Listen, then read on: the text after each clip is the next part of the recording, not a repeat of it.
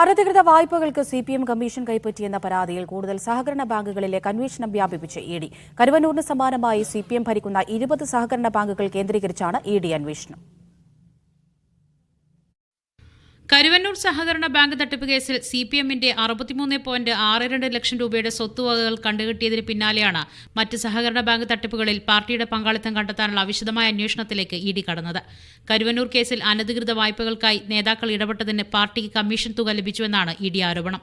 ഇതേ രീതിയിൽ സിപിഎം ഭരിക്കുന്ന മറ്റ് സഹകരണ ബാങ്കുകളിലെ അനധികൃത വായ്പകൾക്ക് കമ്മീഷനായി വൻതുക പാർട്ടിയുടെ അക്കൗണ്ടുകളിലേക്ക് എത്തിയെന്ന പരാതികളിലാണ് ഇഡി അന്വേഷണം വ്യാപിപ്പിച്ചിരിക്കുന്നത്. കരുവന്നൂർ സഹകരണ ബാങ്കിലേതുപോലെ വായ്പാ തട്ടിപ്പുകൾ നടന്ന 12 സഹകരണ ബാങ്കുകളുടെ വിവരങ്ങൾ അന്വേഷണ സംഘം ശേഖരിച്ചിരുന്നു. Ayyanthole, Marayamuttom, Kandala, Chathannoor, Mylapra, Mavelikkara, Thumboor, Nadakkal, Konni regional, BSNL engineers, Moonnilavu, Perikavila സഹകരണ ബാങ്കുകളിലായിരുന്നു ക്രമക്കേട്. ഇതിനു പുറമെ 8 ബാങ്കുകളിലേക്ക് കൂടി അന്വേഷണം നീളുകയും ചെയ്തു. സ്വർണ്ണലേല ക്രമക്കേടുകളിലും ഇഡി അന്വേഷണം തുടരുകയാണ്. യഥാർത്ഥ വിലയേക്കാൾ കുറഞ്ഞ വിലയിൽ സ്വർണ്ണ ലേലം ചെയ്തുള്ള കമ്മീഷൻ ഇടപാടുകൾ ബാങ്കുകളിൽ നടന്നിട്ടുണ്ടെന്നാണ് ഇഡി ആരോപണം. കരുവന്നൂരിൽ സിപിഎമ്മിന്റേതടക്കം 29.29 കോടിയുടെ സ്വത്തുക്കൾ കൂടി ഇഡി കണ്ടുകെട്ടിയതോടെ കേസിൽ ആകെ കണ്ടുകെട്ടിയ സ്വത്തുവകകളുടെ മൂല്യം 117.78 കോടിയായി ഉയർന്നിരുന്നു. മീഡിയ 1, കൊച്ചി.